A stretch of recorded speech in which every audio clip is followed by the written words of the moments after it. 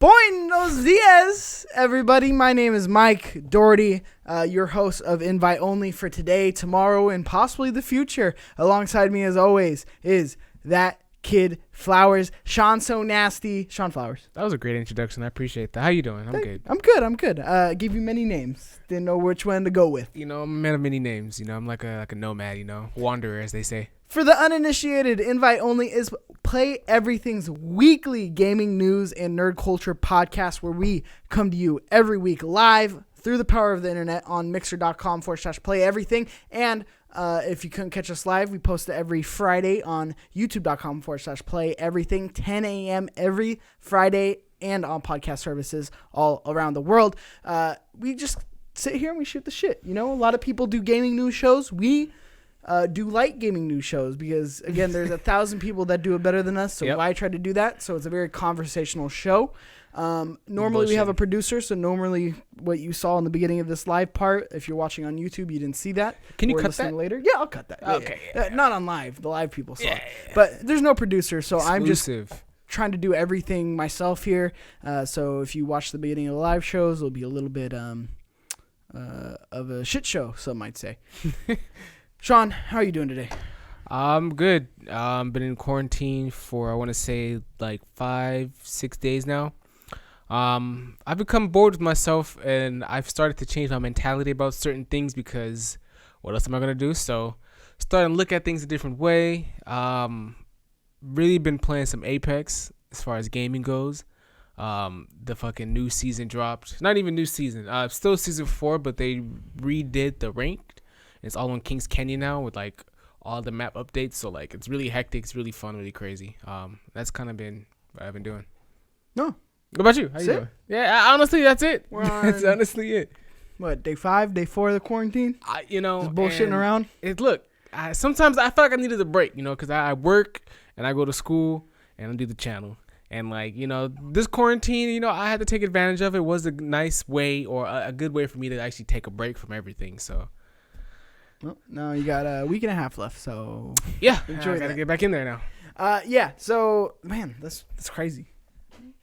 Adam Woodstra. If you want more content, get on Shawn Flowers. He's got the time. What's he doing? I'm not. That's about. That's how you feel. I do want to give you credit though. Our previous bet has been paid. Wow. Shawn's not a Welch. I want to make sure that the check cleared. I told you I was gonna clear. I sure mean, did. Months late. Hey, you know. I know Clutch. Blame your government. Blame your president. It's right. It's right. So, $200 paid in full to Mike Doherty. Don't bet against me. You'll lose. It was some bullshit. It's all right. Next time we bet in like pizza or, something maybe a little more tangible. But why is that not tangible? If I had $200, you would already had it. $200 is a lot of money. Yeah. Don't bet it. Don't bet it. It's all right. You're a coward. Anyway. I don't know what you mean. Oh, Shawn. Well, thank you for asking. I've been playing Doom Eternal. Fantastic game. This is a game that normally I wouldn't really have fallen in love with. Typically, it's not my kind of game. I feel like the sponge shooters aren't really my thing, where it's just kind of you're going around and shooting and shooting and shooting and then moving into the next room and shooting and shooting and shooting. I really enjoy this game. It is not so much like it's not like a crazy, amazing story or anything like that. That's not what Doom's about. Now, the story that is there, it's like, it's something, you know? It's not anything that's... It's a cool story, but that's not why you're there. You're there for the gameplay and the gameplay hook that they have on you. It's like... The way I kind of describe it, it's Ratchet and Clank for adults. Okay, is there like a lot of swearing, I guess, in there? Or? No, I mean, you're killing demons, you know what I mean? Is it really gory? Yeah, it's really gory, but you get these awesome weapons and these awesome mods for like the weapons. So you get a shotgun and then you get a mod that makes it like an automatic shotgun where it's just pop, pop, pop, pop, pop. It's really cool. And then you get like missile launchers and this other shotgun and then this machine gun that you can do a sniper and like all this cool like attachment stuff. And it just has a really addicting gameplay loop where it is, you are going from like place to place and you're kind of doing enemy closets where it's basically they're coming out, reviving, whatever, and you just have to clear that level of enemies. But there's interesting platform elements to it too, which I find really fascinating, and it's fun to move around. It's very fluid. It's about movement. Like, right, it's not like Call of Duty where you're staying in one place and you really take the advantage by staying in one place and kind of, knocking them out that way and slowly moving across the map.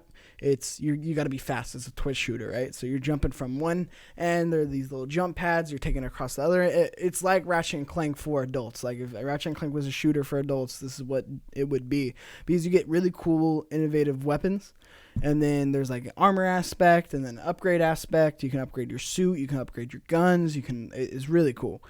So I'm having a blast with that, a lot more than I thought I would. I picked it up so I had something to talk about on the podcast, and thankfully I'm thoroughly surprised. I haven't played the PvP part yet. I am very interested in that and seeing how that is. Are you nervous? No. Again, it's just fun. It's just fun. But my multiplayer right now is really dedicated to Call of Duty Warzone right now. God, so good. It's such a good game. I was telling you earlier. You still on Apex though? It's king. I'm sorry. No, it's not king. I say Warzone's better than Apex. What? Yeah, I'm really on board with that. Now, Apex is still really, really good. Not saying Apex is bad. How is it better? To me, the gameplay loop on Warzone is a lot more satisfying. I feel like, I don't know. I feel like there's a lot more strategy involved than there is with Apex. A lot more strategy as far as how you move around the map? Yeah, how you move around the map and how you're going to tackle like a situation.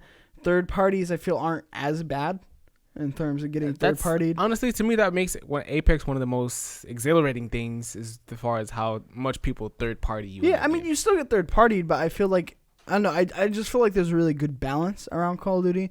Now, obviously, I was reading, I forgot who it was on Twitter, but they were saying it was kind of bland to them, and like everybody gets a loadout drop in like the first 20 minutes, which just isn't my experience.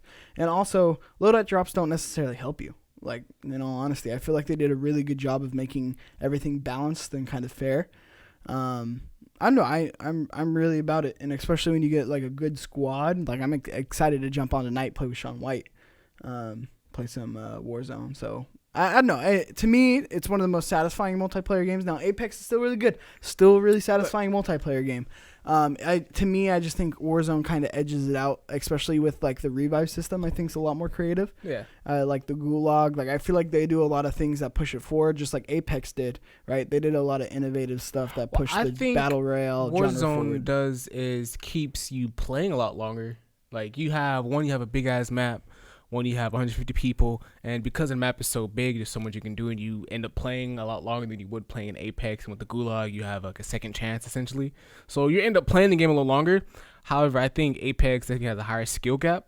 Like 1v3 in a team on Warzone, probably next to impossible how quick you could die. I've seen it. No, I don't. I'm not saying it's impossible. I'm sure it's possible, but I'm like just nearly impossible. Nearly impossible, because like the way your shields work and how quickly you can get shot and the way the guns affect you, it's like you almost have no chance. Like if both two people run at you at one time, you're getting fucked.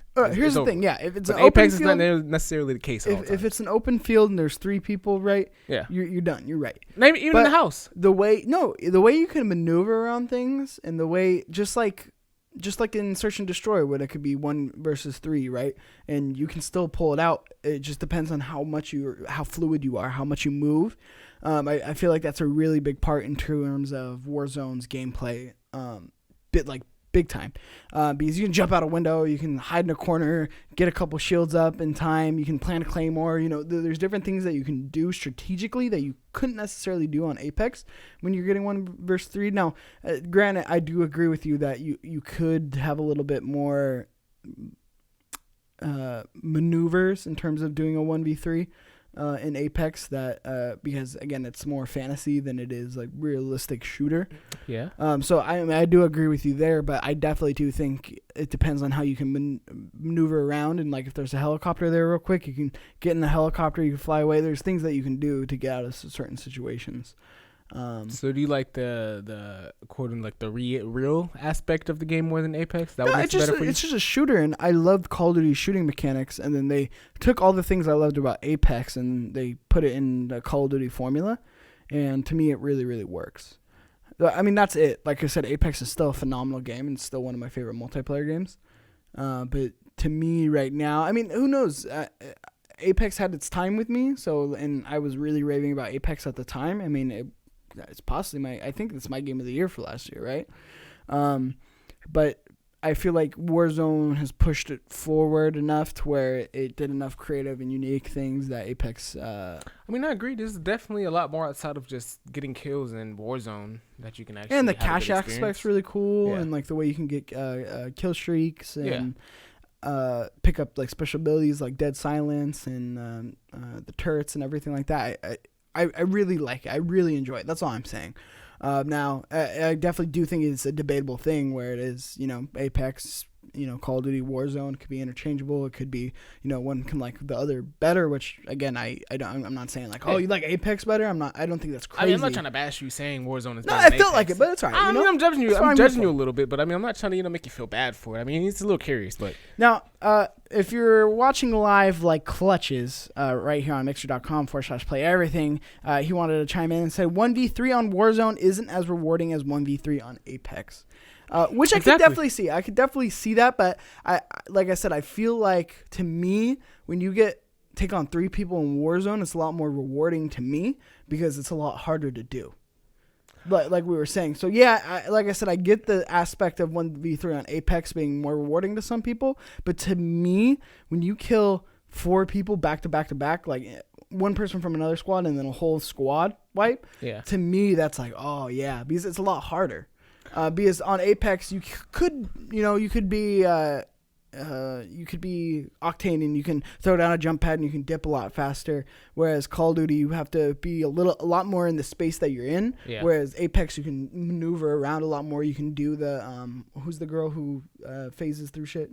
Wraith. Yeah, you can be Wraith. You can kind of because that's like the pro strategy, right? Is you get pulled up on Wraith. Go around the corner. Reload shields or whatever it is. It's a tactic now. There's always pros and cons to everything you do, but I feel like 1v3 in Apex is definitely way more rewarding. I agree with Clutch. Warzone, I've taken out like 2, 3 people, 4 people at a time, honestly, and it's a lot from just positioning and distance. Like, because the map is so big, you can see like teams out in the distance, or you can kind of see teams running through like houses, and you can kind of just line them up. I've taken down most people like that. And it wasn't really difficult. It took maybe like 5 seconds. Warzone, yeah. Maybe like 5 seconds. I definitely think there's more of a distance advantage in Warzone. Yeah.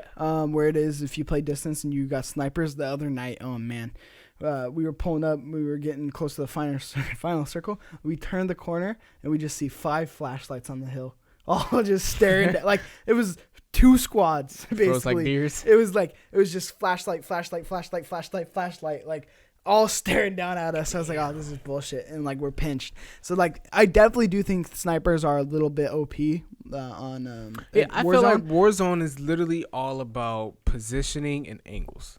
You can take out a whole squad from a distance, or you can take a whole squad from up close. Granted, they only have one way in or one way out. Yeah, but that's what I like about it too. Is that's the tactical advantage, like the realistic advantage in terms of well, they're here, right, and they're shooting down at us. Am I going to keep peeking out, or am I going to go around and try to get up to them or get an angle on them? That's the fun thing about Apex, because I can take that Wraith and be like, oh shit, okay, here they come. 3 people run into this room. Well, you can still do that in Call of Duty, especially if they're far away. Jump down, slide. Like, you can do a lot. Yeah, well, and that's what I'm saying. Especially if they're far away, you can definitely do that. Like, you can definitely, like, you don't want to keep peeking them. Like, people will keep peeking and trying to, like, fire back. What you do is you want to go around and get a better angle on them, just like you would in real life if you were getting, flanked from somewhere. Yeah. You wouldn't keep in that same spot until you die. So that's the thing, is you got to know how to play it, where it is you would go around to get that better angle on it. And I don't know, there's just a realistic aspect on Warzone that I like a lot more than Apex. But again, Apex is still a phenomenal game, Clutch. We're just gonna have to agree to disagree. Hear me out, Clutch. Fantastic game, but I definitely am enjoying Warzone more. And then, like I said, yesterday and the day before that, I've just been Doom. So I've just been first person. I feel like Compa Andres. I feel like I've just been first person shootering it up. I wonder if Compa Andres still has a Rocket Old clock. If that's still a thing for him. It always is. I always see him on there every once in a while. Really? I haven't seen him on there in a minute. Well, you want to get into some news? Yeah, let's just agree to disagree and move forward, because you got you're anything wrong. else to add? That's fine. No. We're good. Just anything in general? Anything else you've been doing? I already asked that. Wash my hands a lot, I feel Stay showered. Don't brush touch your my face. teeth. Don't touch your wee-wee. Yep. Wear my gloves when I go out sometimes. Don't eat ass. That's confirmed by the CDC and the New York State government. coronavirus is found in fecal matter. So if you're eating the booty, you shouldn't. Otherwise, you're going to get the vid. The booty ain't caused this. You're going to get the vid. Look, the booty ain't got nothing to do You want with the Rona? this. I love the booty.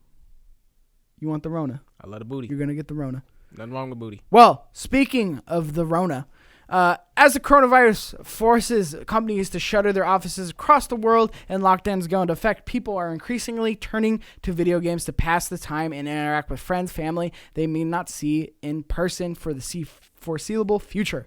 And that, in turn, means spikes in users jumping to online games, ranging from Epic's Fortnite to Activision's Blizzard free-to-play Call of Duty Warzone, which saw 15 million players in just 4 days following its launch on March 10th. EA's Apex Legends, which is also free-to-play, saw 2 million downloads during its first day of availability in February 2019. In Italy, so many people have been playing Fortnite that it's begun to stress the country's telecom systems. According to Bloomberg, Valve's Steam platform, meanwhile, recorded a record 20 million users playing simultaneously on March 15th as the virus began to spread more in the U.S. With schools from New York to California shutting down and millions of kids staying home, gaming networks are seeing a crush of players hitting their servers. Valve Corporation, the maker of the gaming distribution platform Steam, saw a record number of players on March 15th, as well as many 20 million players online at home at one time. That came a month after 19 million people were on the service at once. As of March 17th, Steam has had 19.75 million peak users. So essentially, all this article is saying that everyone is taking to the gaming sphere to kind of pass the time during this lockdown, during this quarantine mandated across the country and across the world in some cases. I mean, with this story, it's kind of like a duh. Like, what else they gonna do? And it's crazy because you're seeing places like Netflix throttle their services. You're seeing PlayStation slow down downloads just because there's. I mean, think about this. This is what's crazy. This has just never been done. It's crazy. Like everybody on at once. It's crazy to see. First of all, how quickly games load up sometimes. Just as far as like playing Warzone or playing like Apex, like how quick you can get into a game. Things like that are a lot quicker. I do see, like, as far as like downloads and installations go, they've slowed down a ton. Like usually something that would take me maybe like an hour to download now takes 3. Shit like that's annoying, but it's what else I'm gonna do? I can't wait 3 hours. If you think about it, especially with all utilities and internet and everything, it's like it's really everybody just stressing everything because it's like everybody, for the most part, everybody's home. Like the majority of people are home. We've never seen shutdowns like this ever in the history of anything. Yeah, where it's like everybody's staying home. Everyone's told to stay home. It's illegal to leave the house. Yeah, yes, not even lifetime, just first in the world where it's first like everybody stay home. So it's interesting seeing Netflix deal with it. You see YouTube dealing with it by like throttling speeds to where it's like you're not getting 4K, you're getting 1080. Yeah. It's fascinating, man. It's like it's really interesting to watch kind of the world burn, you know? Why are you so negative? So where do you see this going? I mean, this has only been like what, a week or two, maybe a month. I mean, do you think you can hold this for 6 months? This is forecasting your problems, rates increase. This is the first week technically. A week and a half. How long before Netflix feels like forever though, huh? I know, it's been like, it feels like forever. It feels like a while. And like I kind of like the way it feels because it feels like I have so much more time. But I know that's not the reality of it. Like I'm pretty sure this is going to be wrapped up probably the next 2 to 3 months. Yeah, there's gonna be no more corona. Still a long time. Back at work. It's still a long time. A very extremely long time. But 2 to 3 months, it goes by quick. High school went down like that. So yeah. Couple months. Flies. What's a couple months? I know time does fly. Yeah. So I mean, what was your question about Netflix? Oh, I was saying like, how long do you see them like holding this? Like, do you see like rates kind of being like increased, or maybe like? I hope not. That would be so skeevy. I mean, shit. Corporation, I wouldn't put it past them. But no, I don't see anything being increased in terms of price. But I mean, I definitely don't think. I mean, this is a stress on the server, so it's like I don't know. I mean, at the same time, you're forcing people to work as far as in the office, running this shit behind the scenes. You're forcing them to stay there a little bit later. Yeah, well, and then you also got, what was it, the Lizard Club The hack group, whatever they're called. PlayStation Anonymous? No, it's Lizard something. Lizard Crew? Lizard Squad? Yeah, Lizard Squad, I think that's what it is. On the first day of the quarantine, they tried to take down the Call of Duty servers. Those assholes. Just bored. Yeah. Honestly, that's a mission. It just ruined everybody's day. You know what? Let's see if I can do it. Well, that's when you see them, like, anonymous do shit like Christmas, taking down, like, the PlayStation servers and Xbox servers. Mm-hmm. Assholes. People just want to watch the world burn, you know what I mean? Watch it burn. I don't know. I mean, I hope nothing increases in price, because a lot of people are losing their jobs, and it is a little schemy for sure. Yeah. Well, especially like, imagine if you didn't have gaming. Like, all you have is Netflix. How much could you watch?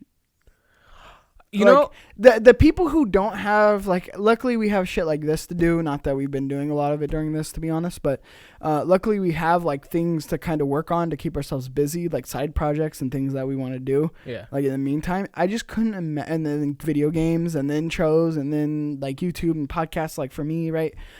I couldn't imagine anybody who's just, like, their hobby when they get home is Netflix. And it's just like, that's all you have. Like, what do you do? Like, what you mean? You watch Netflix. How do you pass the time? You get a good show, Game of Thrones, right?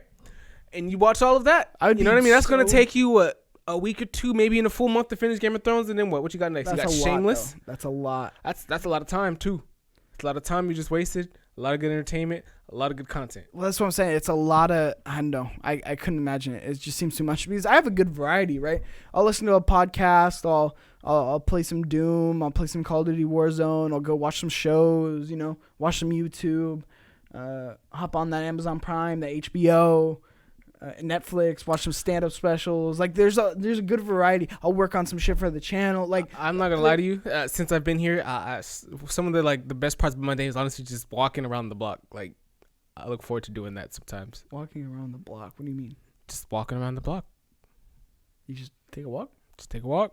Good for you. Very exciting, you know, especially in these times. That's what I'm saying. I don't know what people, and then, like, the gym's closed. I guess there's the exercise junkies too, so, like, they'll be running and stuff like that. Yeah, you know, I see people jogging sometimes.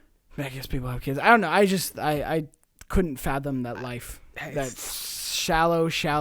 When you got nothing, you know, you realize you have nothing, and then you start thinking about nothing. Of Netflix. How to fill in the voids. And Twitter. And TikTok. Twitter can definitely be time consuming. TikTok, I don't know. Still haven't watched any. Maybe we should get coronavirus, you know. How would that Maybe the world deserves the burn. I have no comment. No comment. Well, I don't know how I'm going to transition this. On to the next piece of news. Epic launches publishing label with Remedy, Playdead, and Gen Design on board.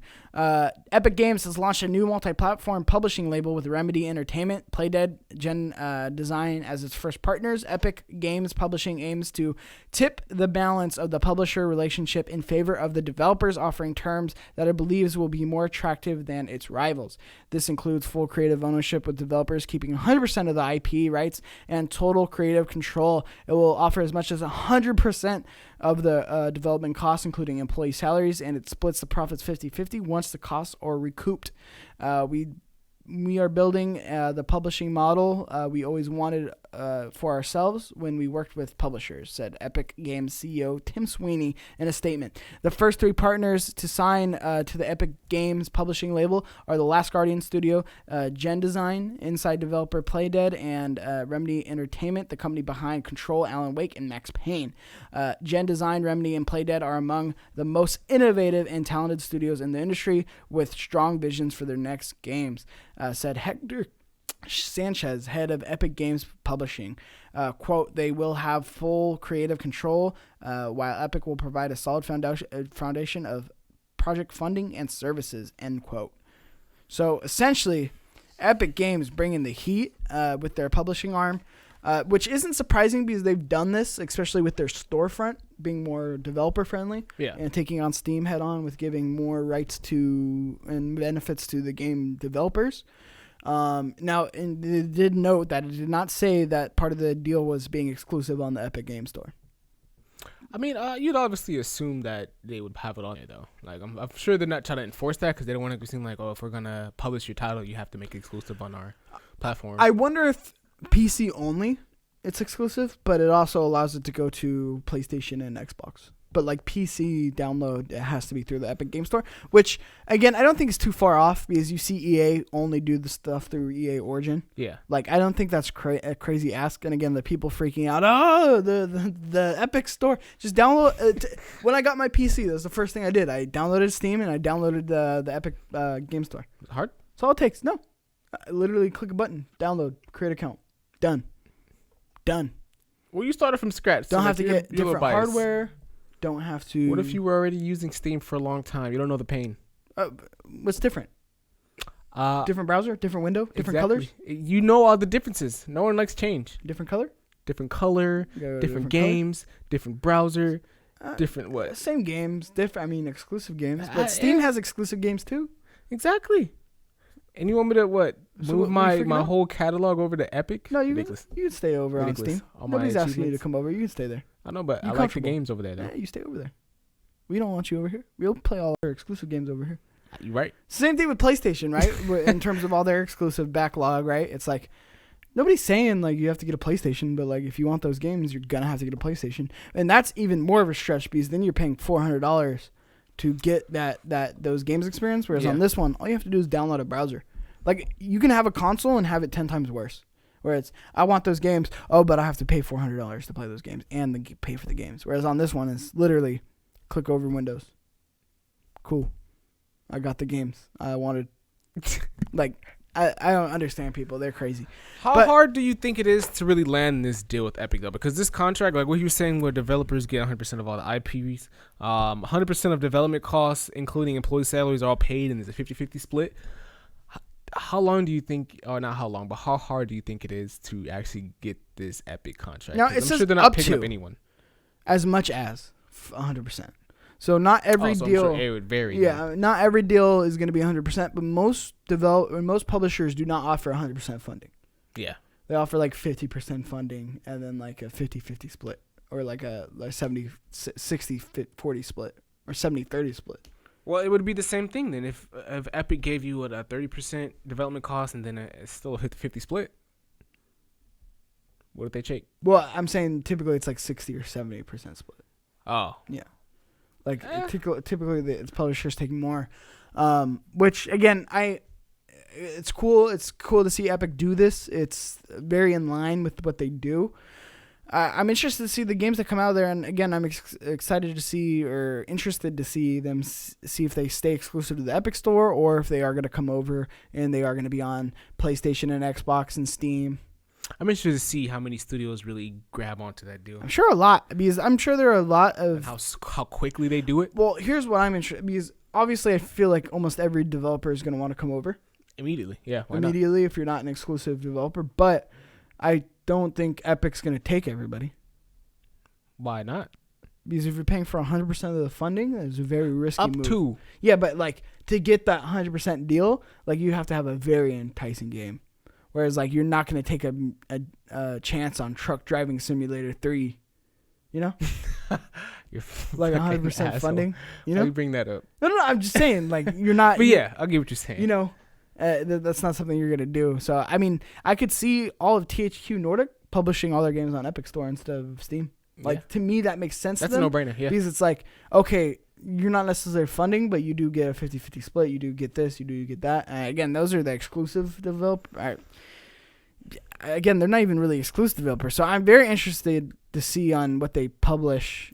Because you're right. Well, I'm dumb. I don't know why I just said that. Yeah, it's publishing. That and then come back. Not the store. The store still has their pro developer moves where it is their pro developer, so you get a better split. You do get better perks than you do on Steam. Yeah. Publishing, in terms of taking in games that don't have a publisher. Sorry, that is my bad. I'm a dumb. But yeah, you're right. Scratch what I just said. Another question. Publishing's different than posting. Do you see this making, I guess, studios make better games, given they have a better deal? Sure. I mean, there's a lot of games out there, like something like Adam's Ascending, right? Where it's like it doesn't have a publisher, and like it could get published for funding. And let's say Nick DiPaolo pitches it to Epic, and all of a sudden you have 100% of your funding. Like that's huge. Now there's no investment out of the pocket that you have to do to pay employees, and Nick can then get a couple employees to help finish Adam's Ascending, and all of a sudden you get a much better game than you did when it was just a single player game. Not that it would be or single person game. Not that it would be bad with the single person game. It's just the idea of being but now you have a lot more complete talent, and you can bring in a lot more people, and you're 100% funded. All you have to do is bare minimum break even, or you do really good, and then all of a sudden you're making some money. But if you break even, all your costs are it's broken even, right? Yeah. You just had to recoup the costs of whatever that they paid for. So to me, I feel like it's going to make indie developers and like the single man studios or 5-team studios kind of be able to make and bring on more people to be able to help them out. So I think that's a really good thing, especially with the amount that they're willing to fund. That's a good viewpoint. See, I was thinking that because of this deal, maybe it wouldn't be like Epic wouldn't want to invest that 400%. So like you'll still have that 30, and maybe that 50-50 split will give you the option to bring on, you said, better talent.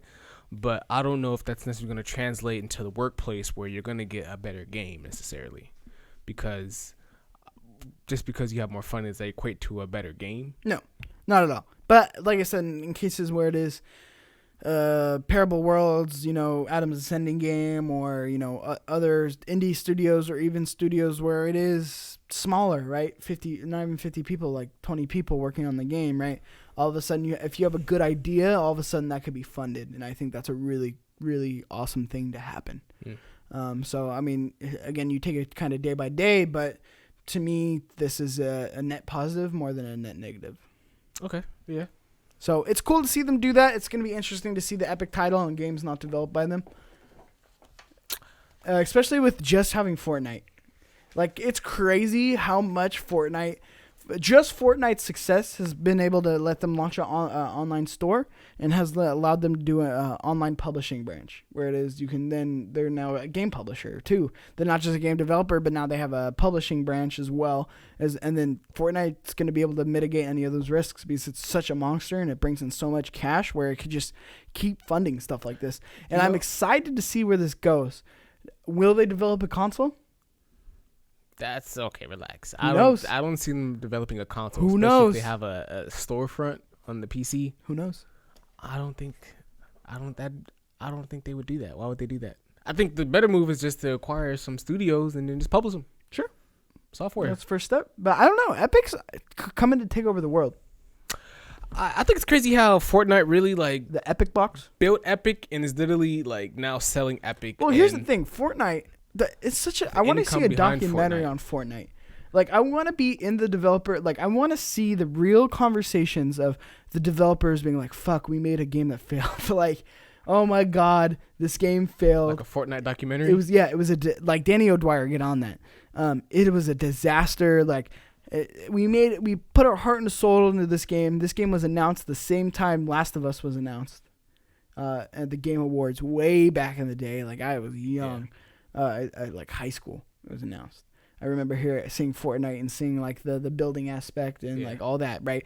And just trying to wrap your head around that, and all of a sudden it was in development hell forever, and it comes out finally. Still in beta. I remember Andrea Renee talking about it. She had Nick Chester on over from Epic over on her podcast over at What's Good Games, and then playing it, right? The original Fortnite game, which is not what Fortnite is today. And then PUBG comes out, and they go, let's try that. And then they try it, and then it's just an overnight success, and it just blows up and cash cow. And now they have a storefront, they have a publishing arm. Like, that game, if they didn't do that, it would have been bad. No, it would have been bad. It was a good game, but like it just wouldn't have blew up. Marketing wise, it just didn't have it. It didn't have that effect where it was able to grab a huge audience and millions of downloads, right?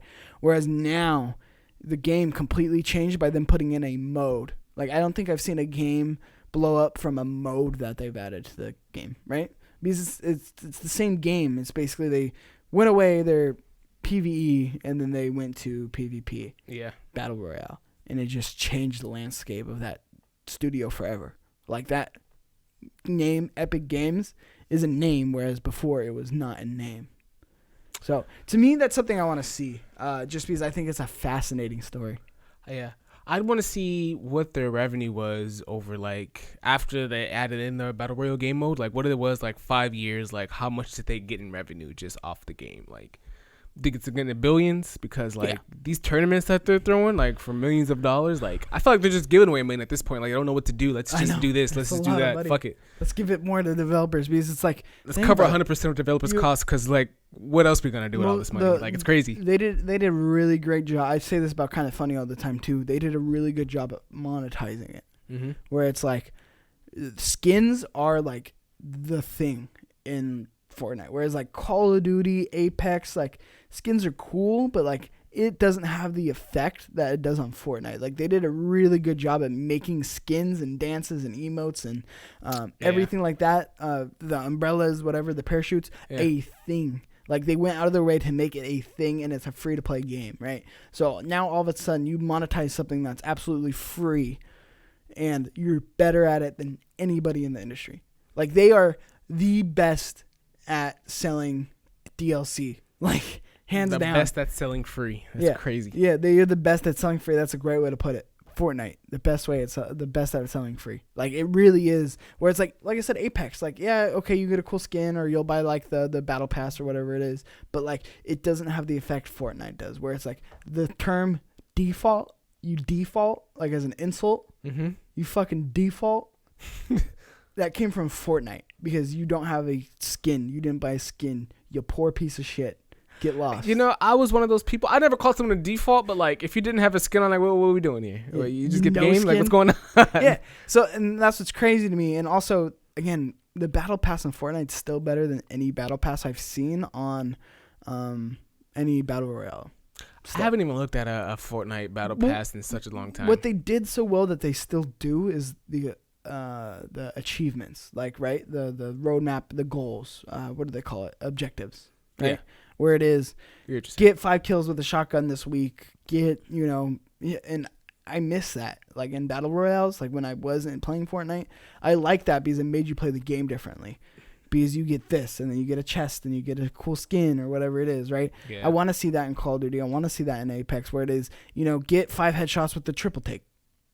That's your goal for the week. I mean, that's one of your goals for challenges. Yeah, but they're like not as specific. They're not as prominent for sure. Yeah, like they're not really as like rewarding. Fortnite, it was a thing. Like that was part of the battle pass. You have to finish all these challenges for your battle pass for the month. Yeah, and it goes daily, it goes weekly, and it goes monthly. And like if you miss the weekly one, then oh well, you missed it. So that was the key hook for me in terms of Fortnite that I felt like did it perfectly. Fortnite skin game is strong. I really like Fortnite skins and emotes better than honestly the gameplay, which is crazy because like they've done with skins that no other game has yet to do, and they have those skins. Got Ninja. I mean, outside of just outsourcing to the people that stream the game, which is itself is amazing. Because like, if I was Ninja and I had my own skin in the game, that'd be the only game I played. That'd be the only game I played. Like, fuck the rest of the games. Like, that's me in the game. But just the way like they have these skins and they change. You can change the skin and customize the skin that you've already bought, which is crazy. There's no other game doing that, especially in a battle royale where you can actually flex that. It's crazy. Yeah, no, it's definitely one of those. Yeah, I just want to see a documentary on it because I feel like the rise, the fall, and then the rise again, and the enormous amount of money that they've made and the influence that they have had on our industry as a whole. Like, think about it. If Fortnite didn't launch the Battle Royale, we wouldn't have had a Battle Royale Call of Duty, I don't think. Because PUBG was doing good and was popular, but I don't think it was enough to spawn Apex, to spawn Call of Duty Warzone, or even the Blackout mode, or like things like that, having these developers kind of go, think about it, Call of Duty was such in a bubble where it was like, this is our thing, this is what we do, this is how we do it.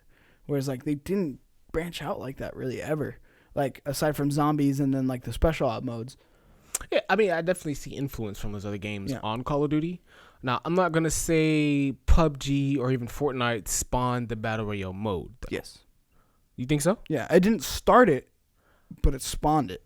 Yes. I don't think so. I think, honestly, a lot of that, like, I played Battle Royale modes in, like, Halo, which is crazy because I said it wouldn't be a thing. But, like, I played those in Halo way before I even heard of Fortnite or Battle Royale. Again, I didn't say it started. Yeah. Spawned it. made it popular, made it mainstream, made it They battle did, royale, because that was the only mode in the household game. name, right? Right. Whereas, yeah, there's a mode in Halo, and there's other games that have kind of done this before, right? But like, that's the thing. That doesn't matter. That does not matter. There's other character fighters, like other than Smash Brother, like J Stars, right? Before Smash Brothers. But what made it popular? What made it prominent? Smash Brothers. Smash Brothers made that genre, right? And they're still the only one who really has been successful at that genre. Yeah. But that made Sony be like, hey, we should do this. And that's what's important. Where it is, you didn't start it, but you made it relevant. And I think that's what's important, is not starting something. Just like tablets have been done before, and then Apple came along and it's like, tablets. And everyone's like, oh, my God. Smartwatches. Yeah. Apple comes along. The iWatch. Perfect. Right? Yeah. That's what we wanted. iPod, right? I can go on and on and on, where it's like everybody gives them shit for stealing ideas, but they made it better. Like, they popularized it. They mainstreamed it. They made you want it. That's right? capitalism for you. Whereas, like, they made you want it. Fortnite made you want more battle royales. They made other developers be like, hey, there's a market in this. This is a really cool game mechanic. Let's do that. Yeah. So that's the credit I give Fortnite, and I would love to see a documentary on it. That's all I have to say on it. All right. You have anything else to add? No, I think we said everything there. Well, this has been a long time coming, and I was very surprised to see this, but Nintendo presses Sony to remove Mario creations from Dreams. Now, I talked about this when I gave my Dreams impression a couple weeks back. Nintendo has requested Sony to remove user creations from Dreams that are based on its IP, including its most famous character, Mario. The news emerged from a Dreams player who goes by the handle Piece of Craft on Twitter, who shared a screenshot showing their model of Mario has been removed from the game. The image shows a notice that the creation was moderated and removed from the game because it contains copyrighted material. It's not clear whether this is ongoing Dreams-wide purge or a specific user was targeted. GamesIndustry.biz has found that there are still Mario-themed Dreams creations available in-game at the time of writing. In a second tweet, Piece of Craft says they also received an email from the Legal and Business Affairs Division of Sony Interactive Entertainment Europe, rather than the game's developer's Media Molecule. The email reportedly states that I feel like Joe Biden. The email reportedly states that Nintendo objected to the use of its Super Mario IP within Dreams. Piece of Craft tweeted that they have pulled Mario-themed projects from Dreams on hold, but has a backup plan. Essentially, what I thought was going to happen is happening. So Nintendo, I was telling you when I played Dreams, there's like really cool like recreations or like really specific things where it is music, it is character models, it is like sound effects that are all like Nintendo based or other game based or other IP based, right? Right. And I was super shocked that Dreams allowed that. And then now, I guess it's better to ask for forgiveness than permission, right? So now that they got the notice, I'm sure that they have to pull all of it. And then they did follow up and they did say, yes, we are pulling most of the IP stuff. It's a case-by-case basis, but we are going to have to pull it, which sucks because making that character model is hard in Dreams. Like, getting it as perfect as that guy did is very, very difficult. And I really hope things like the Crash Bandicoot, Activision puts strikes on it because there's Crash Bandicoot stuff in there and Spyro stuff in there. And like now you'll see all these companies kind of come after Dreams, where it's like, if that happens, A, it could either be really, really good because it makes people do original stuff. B, it kills the game. I feel like there's no in between. Yeah, I agree. I mean, what else could you do if they take out all the inspiration all the users have to create like their own version of Batman or Mario or all the other characters in any other game? Like, they want to have those in Dreams and kind of make them interact with other characters, but like, what's your dream? So like, I dreamed of Mario. Nope, no, you didn't. Copyrighted. Exactly. It's like, I am dreaming of Batman. No, you didn't. Yeah, I mean, this was I could have seen this coming, honestly. Yeah, like, Nintendo's I'm been surprised that it was their stingy day with one. anything. Yeah. I'm surprised it was their day one, and Media Molecule is gonna have to do like a copyright claim thing like YouTube. Like, they're gonna have to do some kind of because it's YouTube for game development, and for the PlayStation side, right? So I was surprised they were in their day one. I'm surprised you're allowed to get away with a lot of they were able to get away with, but the good times have ended. They found us, ladies and gentlemen. They got us. Dang. We got, And this is either going to make people go like, no, I really like Crash Bandicoot, or I really like Mario, but I can't do Mario, so let me inspire this character that I'm making and molding in Dreams and these levels after that, but not be that. And then that's how you get original content, which is what I've been saying Dreams desperately needs. Is original, good, finished content. Original, good, finished content. Because right now it's just everybody fucking putting a Mario and just having like the same levels, the same everything, or different levels that aren't that good or that not that finished. That's what Dreams suffers from. And honestly, Dreams died out real fast. Like it came and it kind of whimpered out. Like everybody was like, oh, Dreams for like a couple days, and then I feel like it just went away. I think Media Monaco should step up and make more content in the game to kind of, I wouldn't say overshadow this, but for the lack of a better word, overshadow the last, so that they're going to have all these copyrighted images or character models or whatever, and put some more Media Monaco original content in there to kind of spur people on to continue making things, because like you said, it's going to be a domino effect of, okay, well, for next is Mario, then it's going to be Sonic, and then you're going to be able to put any Simpsons models in there, and then there goes all your Marvel superheroes, and then, like, what do you have next? Like, you have just blobs. You have to do figures. original content, and that's what I'm saying Dreams needs, and it's very lacking right now. So people could be put off by this, like, oh, all right, never mind, like, put it away. Or they could be like, no, I want to do this, and I want to inspire it off this. So you see Media Monaco shutting down? We'll see. I mean, I don't know how well Dreams sold. I don't know how well they're doing. No, I mean, it's just the reality. I mean, it's just I understand. The reality. I would love to be positive. I'd love to say everything's good, and I'd love to say everybody there is going to be fine, and they sold millions of copies. I love it. But realistically, I just don't see it.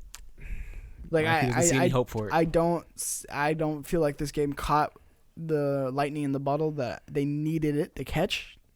Maybe it's enough to just kind of scrape by and live another day, and then put out another game that's actually a game.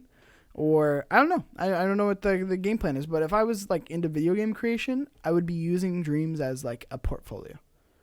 I would be making games in it. I'd be recording the level through and through, and I'd be using that part of my portfolio.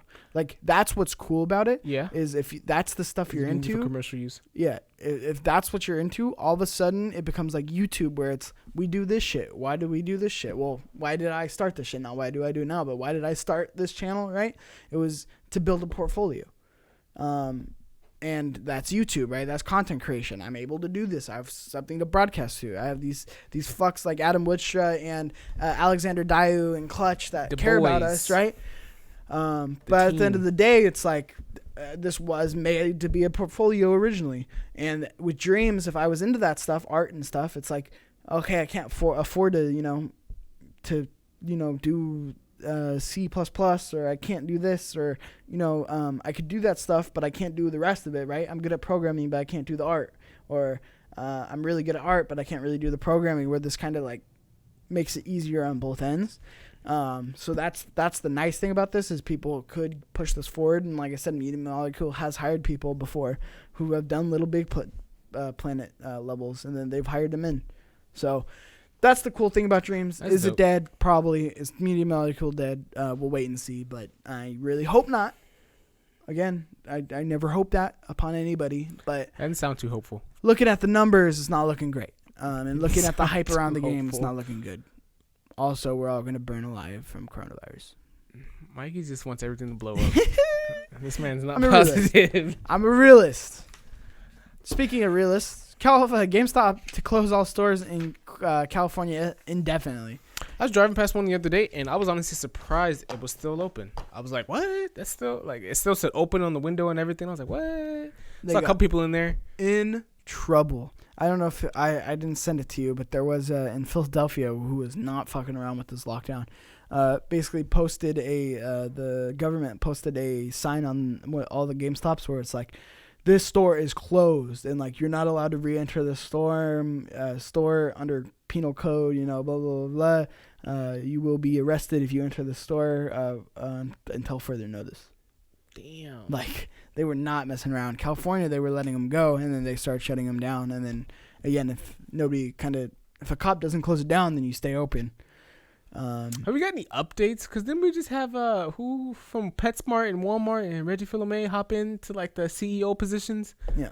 They got any moves? I mean, no staying one open. predicted coronavirus, so I mean, like, I'm not staying trying to put open. that Reggie, on them. I think Reggie created it. Created what? Coronavirus as a bioweapon. You heard it here first. That was a good pregnant pause. I got nothing to say. I think he did. I think Reggie is a slivery man. He's shady, shading back deals. He's old. I think he's not that old. He's old. He's young. He's like, what, 60? That's why he created this. To kill off the older generation, despite the people that he wanted to get rid of. How do you sound right now? What? I know, but his genius plan was keeping GameStops open, which I think is ridiculous. I don't know if it's his idea, but GameStop, of course, notoriously shady. But GameStop is closing its California retail stores until further notice. According to Kotaku, only one day after video game retailer instructed all of U.S. employees to disregard coronavirus-related lockdowns. Quote, we are closing our stores in California, end quote, GameStop said in a letter to stores leaked to Kotaku. Quote, the closure will remain in effect until further notice as we obtain more information from the California governor's office, end quote. Kotaku also notes that GameStop will not pay its employees during the shutdown, though some may be able to use personal paid time off. Governor Gavin Newsom issued an executive order requiring all California residents to stay at home at their place of residence to help minimize the spread of the virus. Many states across the U.S. have shut down businesses from bars to theme parks. However, essential businesses like grocery stores remain open, to aid Americans who need to restock on essential supplies. So basically, GameStop was saying they're an essential retailer. I've heard stories from a cop shutting places down, that places like Big Five, Dick's, like they were all like, say, oh, we're essential. And it's like, how are you essential? And they're like, we got this fridge of drinks and this rack of snacks right here. Food. And he's like, get the fuck out. Like, we're shutting this down. So that's what's interesting. Interesting. Yeah.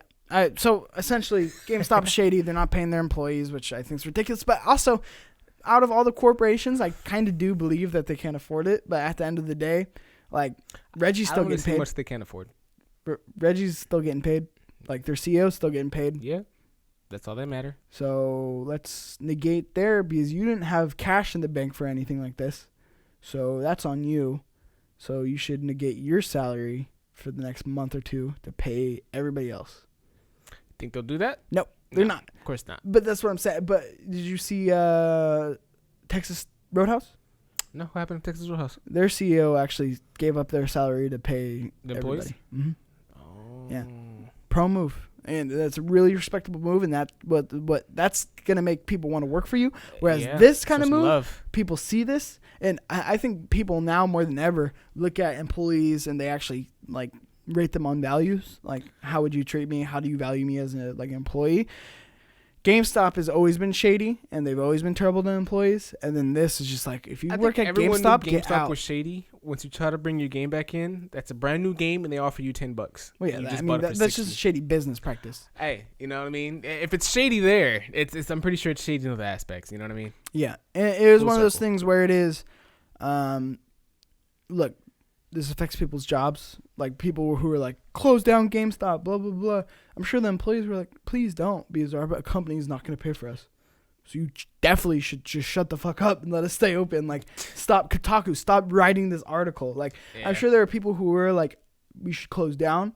But if they were expecting to get paid, I feel like that's a very short-sighted view of how this works. I mean, luckily, we work for an employer that would pay if we got sick, or if they needed to close, they would pay us. But it's just not like that with everybody. And like I said, I am thankful for that, the employers who do that. But in reality, it's not a reality. Like GameStop. I mean, in reality, everyone should know that at the end of the day, it's every man for himself. And I mean, if the CEO's got to watch their own back by taking your money, I mean, that's what they're going to do. Here's the thing, too. Listen to me. If you're listening to this and you work at GameStop, listen to me. You got, what's the thing that you get when you're beat and you still like, oh, I love him? What's it called? When you're beat and you still say you love them? Yeah. That depression? No, not depression. That's not what I'm looking for. Well, thanks for that. Now I look dumb with no assist. You have, I was about to say Down syndrome. It's not Down syndrome. What's it called? Okay, be careful. I'm saying that I reached and that was not the word I was looking for. When you're defeated and you're still like, They're not defeated. Like they beat you and you still like are like, oh, I love them. They did nothing wrong. I deserved it. You know what I'm talking about. Anyway, you know what I'm talking about. I know what you're talking about. I just don't know what it's called. I get what you're trying to say. You know what I'm talking about. You know what it's called out there. I know you do. I forgot what it's called. Sally Drop syndrome? it in the chat. Sally syndrome, something like that. Anyway, Sally syndrome. I'm on there. I'm there. I'm almost there. I know feel it. like you're just throwing things out there and Stockholm someone's gonna syndrome. misjudge. That's it. Tambo, can you? He's Nah, not here. no so yeah, Stockholm syndrome, where it is. Look, get out. Get out. They will kill you. You don't matter to them. You're a speck on their shoe. Why their CEO is doing blow and just strip clubs every night. They don't care about you. You're just a tool. They're making money off you. You're Get out. You have shed. the power to get out. There are other options. I'm sure there's a Best Buy somewhere real close. And you'll get paid the same, if not a little bit better. And you will get a lot more benefits. And yeah, I mean, at the end of the day, if you work at GameStop, I have no idea why you're still working at GameStop. There are other options. There are other options out there. You know what I mean, Keyshawn? There's Popeyes. Don't go to Popeyes. Don't go to There's Popeyes. Wingstop. Don't go to food industry if you work at GameStop. You probably won't make it. They'll eat you alive. But yeah, no, there are other options for you. So don't feel like you're stuck. And I get when you're down. But now is not the time to feel sorry for yourself. It's just reality. That's just not how life works. Like, you can sit there and you can be like, oh, like, lost my job. Like, now's the time. Like, every grocery store outlet is hiring right now, right? You can go work nights, put in the earphones, listen to podcasts. Like, you gotta hustle. Like, this is just the hustle time. And I'm not just saying this from my throne of having a job. I would do the same if I got let go. Like, I would do the same if I was in your situation where it is, this is the time to either go find a company that values you, get hired again later, because probably not going to hire you now. But later, once this was all kind of cleared up, there are other options. Don't feel like you're stuck there, because I know how it feels like you're stuck to an employer. You're not stuck there. You might have worked at GameStop for 5 years. You might be a manager now. There are definitely other avenues for you to go. And right now, if you lost your job, there's unemployment. There is every grocery store that is hiring right now. You can work nights. You can do food delivery, Uber Eats, DoorDash. You got to hustle. Probably not that, because in all honesty, you're not going to make any money off that. What do you mean? There's people are literally at home. You can Twitch stream. I know people that DoorDash 3 times a day, 4 times a day. OnlyFans, hey. Great way. Make some extra dough. But yeah, so that's basically the update with GameStop. I know Kotaku wrote the article kind of outing them, which again, I don't give a fuck. If I worked for GameStop, I would be like, fuck you, Kotaku. You just put me out of a job, you asshole. Jason Schreier. Don't do him like that. Don't do him like that. It's just probably it's so didn't write short-sighted because it's so easy. It's so short-sighted. Like, I love Jason. I love Kotaku. But it is so short-sighted to just be like, hey, fuck you, GameStop. Close your doors. Like, imagine that. And you're like, hey, bro, I got to pay rent in 12 days. Yeah. Like, what are you doing here? Like, why are you outing us like this? Like, shut up. Like, that's exactly, like, people get on their thrones on Twitter. Like, everybody thinks, this is what I hate about the internet. Everybody thinks that they got a voice and it should be heard. I feel like not every voice should be heard. You know what I mean? I feel like too many people think that. I definitely feel like every voice should be heard. No, that's not true. I mean, look, That's not true. should be heard. Now, should they have been like executed? Probably not. But I mean, it's okay to listen to somebody. No, right? no, this is not my government. If I was government, I'd definitely execute some people. But it's not my government. I didn't mean execute like kill them. I mean like execute like they tell you something and like you should like execute what they say. Like, of course not. No, that's not what I'm saying either. But definitely, I'd kill people if I ran a government. You know what I mean? All right. Well, I'm gonna take this moment real quick to say, what's up, Real? I see you in the chat, my man. Appreciate you coming by. Also, thanks for following Arctic Painter. Again, if you are Sparks. listening, because you couldn't catch us live Tuesdays at 7 p.m., You can hop over to mixer.com/playeverything. Come join us. Drop some sparks in the chat. It helps us get noticed. Come join along in the chat. Ask some questions live. We are here to answer them and have a conversation with you. But going back to this real quick, though, because I was really making a point on this. Go ahead. I didn't mean to cut you off. No. I kind of did. Like, I'm saying it in a jokey way, but at the same time, not really joking way. But realistically, not everyone should have a platform. Not everybody should have a voice that should be heard. I'm just being 100% honest. Because people get on their thrones, especially these people who haven't had a blue-collar job in a long time. Like, a long time. Like, when was the last time Jason Schreier worked at Starbucks? Or, like, even kind of I heard them kind of say some things on this with kind of funny. It's like they haven't had real jobs in a long time where it's like you don't get the protections that you do because you're a self-funded company, or you work for Kotaku where you can work from home, or you have a work at home from job, you work at Facebook. Like, if you like retail, right, and you're going, fuck you, close down during this, right? And like, yeah, that's probably the right move, but there are thousands of people that work for that chain, and now you just put most of them out of a job. Like, at that point, you just gotta let the market work. Like, you gotta work. And I was giving Best Buy some shit about like staying open, but at the end of the day, when I got some perspective where it's like, or I could just not have a job, and that's an issue. I was telling you, like, I mean, as much as I got my 2 weeks off, you know what I mean. But at the same time, like, at the end of this 2 weeks, like, I'm still grateful I'm gonna be able to go back to doing something to get paid. You know what I mean? Because not a lot of people have that option. And that's some perspective. If you have a job, and especially retail, and you're open, or you're working in the grocery stores, or in and out, or fast food, or anything that you're doing right now. First of all, thank you. Second of all, don't get discouraged. This is just a temporary time. Be thankful you have a job. I know that sounds so kind of like harsh. Also, if you hate that job already and you hated that before the virus, get another job. There's definitely a lot of options, like I just discussed. Like, that's not the only job you have to be at. But, yeah. So, I mean, at the end of the day, I'm thankful. So just be thankful with what you got. And if times are rough, like, there are definitely options out there. Wish you all the best.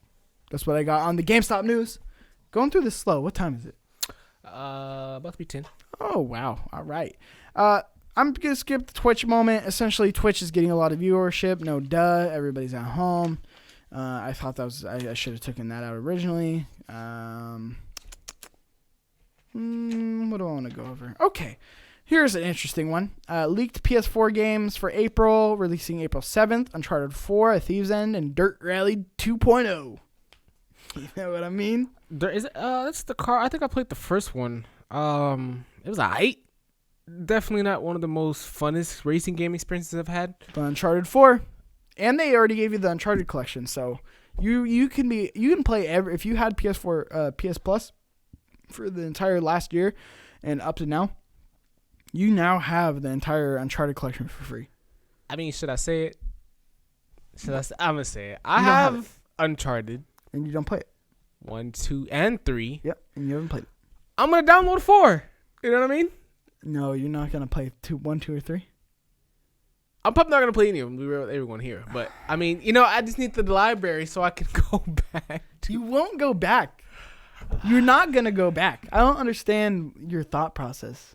If you're not gonna play it, you're not gonna play it. Sometimes I like having games on the side because, like, sometimes I get really bored of all the games I play, and I'm all like, and you never play the ones that you. Fuck, am I gonna play? And I look at my library, and I'm like, oh shit, I got what was out this year? I got Shadow of the Colossus. I got Sonic Forces. Did you play that? I played maybe an hour and a half, 2 hours into Shadow Colossus. Pretty sure Apex is the only game you play. It's probably like one of my most played games. But as I was saying, I like to look at the library and see this long list of games. I'm like, man, I got a lot of games I can play right now. And here's the thing. Then you just pick one. This is the 2 weeks and you hop that you would be able to knock out the backlog. And you just haven't knocked out a backlog. Look.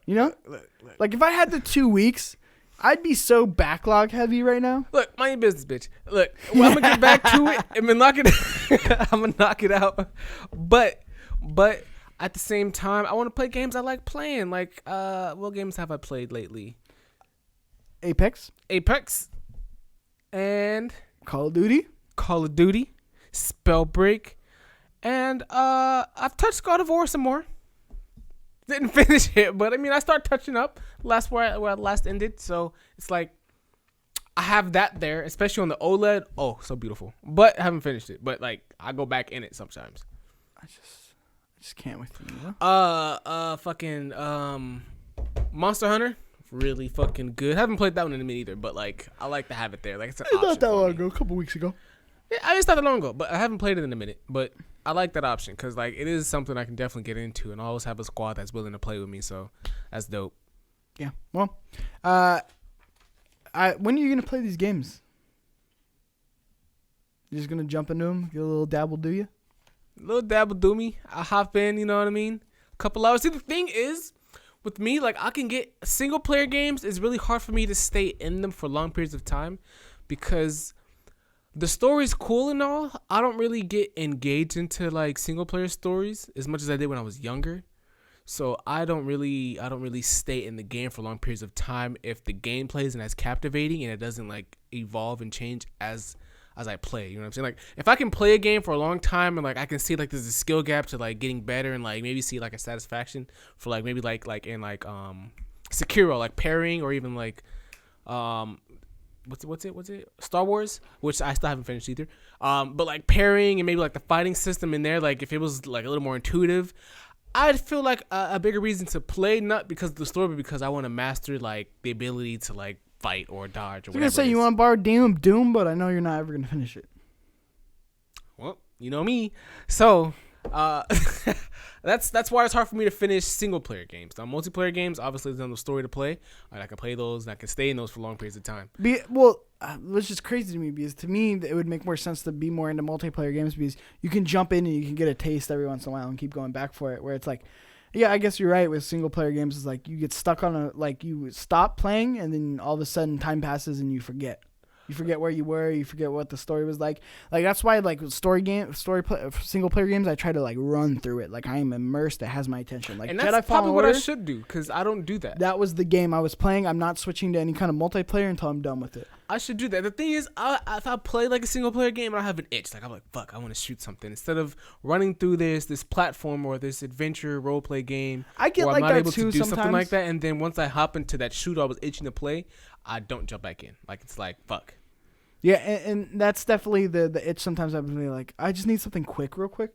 And that's when you jump on a few matches of Call of Duty, or you like do Call of Duty for the night, or a couple matches before work, and then you come home and then you play the single player game. Like that's kind of like the rhythm I have, where it is. If I have the itch, I'll scratch it real quick, but then I'll go right back to what I was doing. The reason I like to play multiplayer games because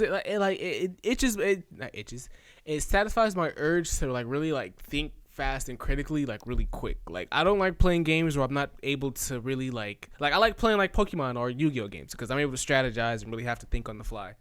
Apex, same reason, right? I have to strategize, think on the fly how I'm gonna do this or get around this character or player. But in single player games, it's a really slow game that develops up to this peak, and a lot of times before I even get to the peak, I drop out because I'm like, okay, I can see where this is going.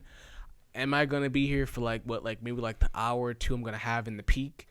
I don't know. Now, to add to this conversation, the real what do you say to me? What Cox. I don't know how to pronounce Real Uchi. I just call him real. Real Uchi. Just call him real. Real Coochie. Just call him real. My boy. Real. He says, same way, bro. That's big facts. When I was younger, solo RPG games was all I had. But then online multiplayer came and showed me the light. Now, this is an interesting discussion. Exactly. I agree. When did you... when you said you had a PS2, right? That was your first console? I had a PS2, played all my single-player games through and through, loved them all. It was all single-player, right? Most of them all single-player because PS2 didn't have any online. Or if it did, they had online, but they also had multiplayer games in terms of you can play all in the same room. Yeah, I mean, that's cool. Did you do a lot of that? No, I grew up an only kid, so I didn't have... The only kid? Yeah, only kid. Pregnant pause. Yeah. Only kid though. So I didn't really have, I had cousins and I had family members that would come over every now and then to play those games with me, but for the majority of the time, obviously it's just me in my house and I come home after school and I'm doing my own thing. And that's when I'm really balls deep into those single player games. And then the 360 era came around and then introduced How long did you have PS2 before Xbox 360? My first console was a 64. And I had that for maybe about like a year.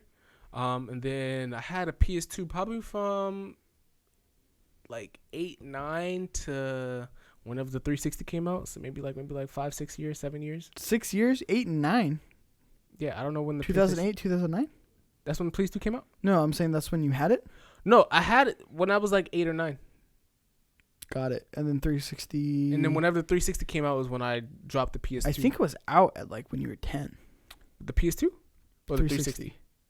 Okay, then maybe that then. So maybe from 2 like years. Yeah, maybe like 2 to 3 So years. 1 year for the N64, 2 years for the PS2. Yeah. See, I think this is my theory on this. I got into gaming really, really young.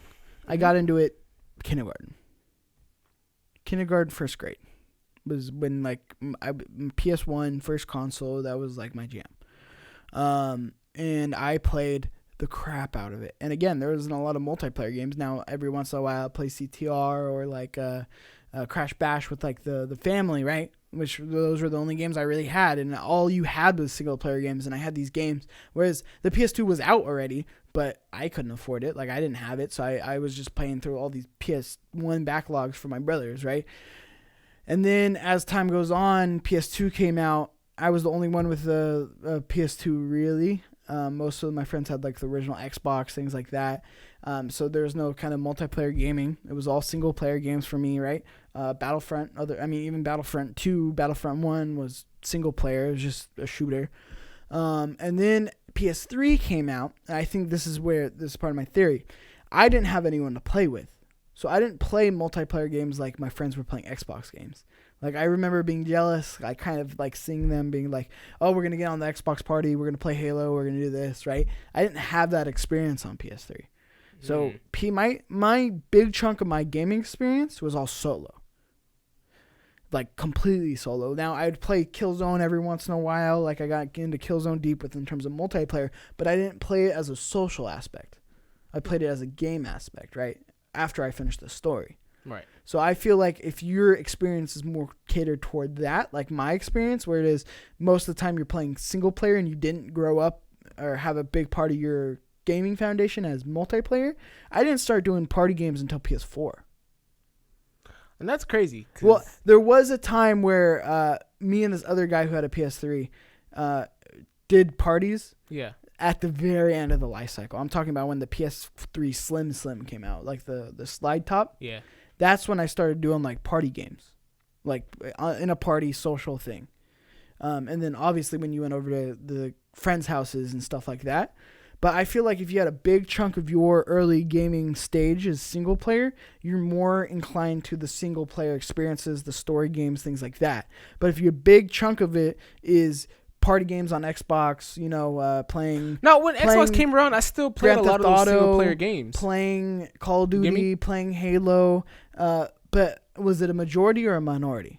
Majority of single player games? Yeah. No, I mean, like, I'd play games that would have both a single player and a multiplayer aspect. And hands down, first things first, like everyone knows, like when you get the new game, like get the new Call of Duty, get the new Halo, you gotta play the single player. You get the new whatever it is. Is it because when I was growing up, I played the Call of Duty campaigns nobody else did. And it was the opposite for me. All my friends, like none of my friends didn't want to play with me before they beat the story. So that's what it was for me, really. Is really just getting into being the single player. And then after you beat the single player, maybe do a couple like in-game stuff, and then you hop into the multiplayer. Because after that, then that's when you're just fully engaged into the social aspect. We're able to really prove your skills and worth online. So. But I think that's the thing. There was still that social aspect to you, whereas gaming wasn't social to me, like in that way, until way. And Halo might have been a big part of that for me because I spent a lot of my like gaming like after the 360. I got a PS4. Yeah. So like all that time in between the 360 came out and when the PS4, I think I got it like maybe the second year the PS4 was released. Was when I got a PS4. It was all 360, and a lot of that was solo player games. But at the same time, I was still in a party within a social experience. I see. That's the thing, and that's what I'm very interested about. So please comment down below, or if you're in the chat now, let me know. Were the early parts of your gaming experience single player, and then you got into like party and like making it more of a social aspect way later, or were you social early? and then you staying social, like you're more of a multiplayer gamer now. That's what I'm interested in, because people are surprised on how much I'm playing multiplayer games lately. Yeah. Because I am everybody knows me as the single player guy.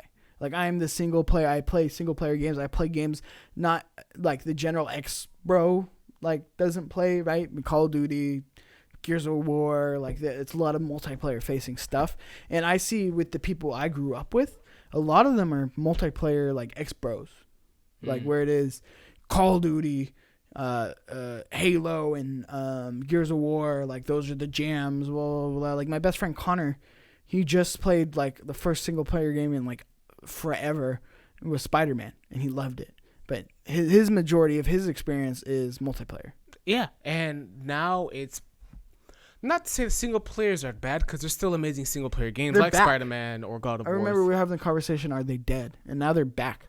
They're not dead for sure, but for the person like myself who plays games for social reasons, and sometimes I like to play like online solo, just like fighters, for example. I like to play like fighting games solo, just for that one-on-one experience with myself, is one proving that I'm better than the other person on the other side of the screen. Yeah, but you'll still have that. I noticed with you still have the party going. Sometimes. Yeah, when you sometimes I'm just in the party just talking. Yeah. Yeah.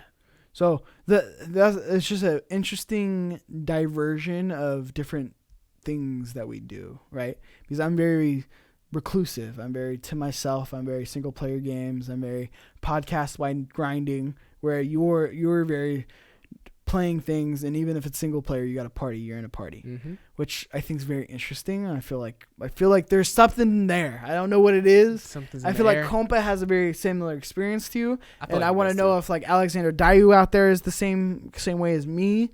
If he had the same experience as me, Adam Woodstra, or if they are more inclined towards you, where it was social early on. Whereas I would assume a lot of the old school gamers are very much like me, where it is they didn't have that social stuff until way later, and then they don't become like ex-bros. That's what I like to call them, ex-bros. Because everybody I grew up with is an ex-bro. Like, I'm talking about 3 games all year round. And at that time, developers are making such like complete games, and the DLC was worth it. Like Halo was maybe like a 5-year running game with like maybe like 1 DLC, and the maps were like maybe like $30, and there's only like 3 or 4 maps. Changed the whole game every time. Yeah.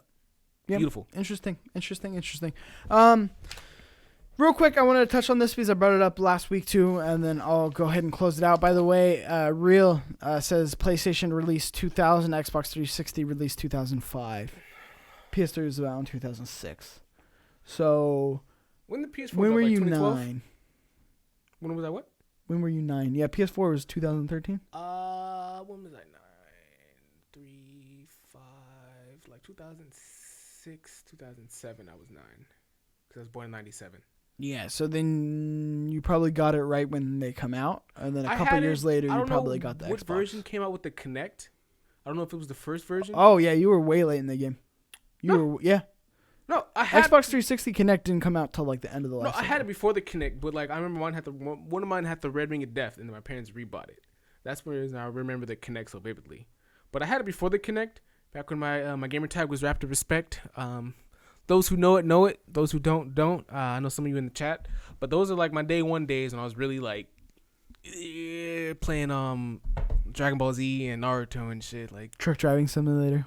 Truck Driving Simulator was on the PS2. Fascinating. But yeah, I know. I just find that a really interesting. I don't know, not philosophical, but like just divide. I don't know. It's interesting to me. Fuck off if it's not to you. GameStop says no indication of PS5 or Xbox Series X delays. Essentially, like I said, I wanted to close this out because I brought this up last week. With it, GameStop is basically reassuring that their board and their shareholders are like, hey, so far these things aren't going to be delayed, because obviously if they're delayed, GameStop is screwed because they were counting on them. They were counting on them to be able to help them out because they're going to do things like midnight releases and pre-orders and things like that to really help boost their business. Because usually that's when business is good around hardware, because you can't buy hardware online really. I mean, you can, but like people kind of want to get it that day. For the most part, especially with Amazon's shitty shipping. So they're basically reassuring everybody it's not, but again, GameStop could be lying to their board and their shareholders because they don't want them to panic. Yeah. So take this with a grain of salt, but as of now, GameStop's saying there has been no word of delays. Dollars to donuts, they get delayed. I don't think we're seeing them I this year. definitely see them being delayed. I don't even know who's making them at this point in time. Like who's in the factory really making these hardware consoles? The Chinese? No, they're not. They're locked up in their houses. No, they're back now. They're probably the first ones in the They're houses. back now, apparently. They're back like full I don't know. schedule. Yeah, I mean, I saw like an article online saying like they had like maybe like shorter hours with way less people in the factory. The Chinese government locked down for 2 months. No shit. Like 2 months. So, like, I'm talking about government brings you food. Lockdown. Oh shit. So there's that. But apparently they're back from what I'm hearing. So I don't know. But here's the thing: if like it outbreaks again because you're not immune from it, Yeah. and all of a sudden China goes through this all over again, I mean, it could happen. Could happen. So I don't know. I don't know how long this is gonna go on in the U.S. I don't know if people are gonna have a lot of money at the end of the year, to even spend on something like a $600 console. No, because everybody bought toilet paper at the beginning of the year. So Yeah. How fat do you think those lines are gonna be? for the toilet paper, Once this is all over. for what? Trying to return this shit. Grocery stores are not doing any returns. You know that? Oh, Yeah, they stopped the returns. Swear to God. Yeah? Yeah. Smart. So now they're doing it. Locked into that purchase of There's no returns. your and pallet of toilet paper you just bought. They kind of limit how much you can buy per household. So like, me and you be roommates, right? If you walk into the same grocery store, they'll check your ID. And like, if your ID says the same like residential area as mine, then like we're limited to like maybe like 2 toilet paper bundles or whatever. Toilet paper's not so serious. Use your hand. It's not, but I'm Use just your saying. hand like an adult. Okay, all right. Hop in the shower. You haven't done it? Dirty ass. Hand to sink. Hand to sink. You're white. Shit to shower. Sock. There's other ways around this, people. He said sock. There's other ways around this. You got a lawn? Get some grass trimmings. All right. Make a little patty. Flush it down. Organic. Anyway, this has been invite only. Right. Thank you for joining us. Thank you for watching live. If you're watching live, we go live every Tuesday besides this week at 7 Pacific Standard Time every night. So come join us there. We'd love to have you drop sparks if you're watching. Now listen, this is all pointless if you don't do this. Drop sparks. Why do you want to drop sparks? They're free. That's why. And why do you want to drop the sparks? Because they're free. Because it helps us out. With no air. It helps us out dropping those sparks. Helps us out. Please just drop some sparks. So it helps us get in the algorithm. Helps us get on the front page. So just drop the goddamn sparks. Drop them. Drop them right now. Look, Real. Drop the sparks. Now it's stink. Dropping the sparks. Dropping them hot. Clutch. Drop them like it's hot. Everybody. Clutch. Look, Clutch, look at me. Can I drop some? Clutch, look at me in the eyes. Drop the fucking sparks. Drop the goddamn sparks right now. Ooh. I need you to drop them. Mount Stink with the 10. Oh no, that's the 1,000 spark. This is 1,000. You can't read. But anyway. I can do it though. So thank you for joining us live there. Again, if you missed us or if you're just joining us now, we post Friday 10 a.m. every Friday on youtube.com/playeverything and on podcast services, iTunes, Google Play, Spotify, all the major important ones. Thank you. Like, subscribe, share, all that good stuff. It helps us get in the algorithm on YouTube. Again, you can follow That Kid Flowers, Shawn So Nasty himself at That Kid Flowers. It's your boy. You can follow me at Cheeks_Junior to stay up to date with everything that I'm doing, seeing when Tech Fever's coming back. Who knows? We might do a remote. You can follow the channel at PE_productions on Twitter, yes, PE_productions on Instagram. Thank you for following us there. Compa Andreas, you can follow him at Compa Andreas. Call him a little bitch. I want all of you, listen to me. I know we all just dropped the sparks right there, but this is serious. Need everybody to go on Twitter and go at Compa Andreas, you a bitch. And then drop a meme. COMPAANDRES. Right now, everybody pull it up. You a bitch. That's all it is. Really ruin his day. Get mean if you need to. Get mean. Say something about his beard. Yeah. That smells like cheese. Until next time, this is Invite Only on Play Everything, and we appreciate you. Have a fantastic rest of your day. Click us out.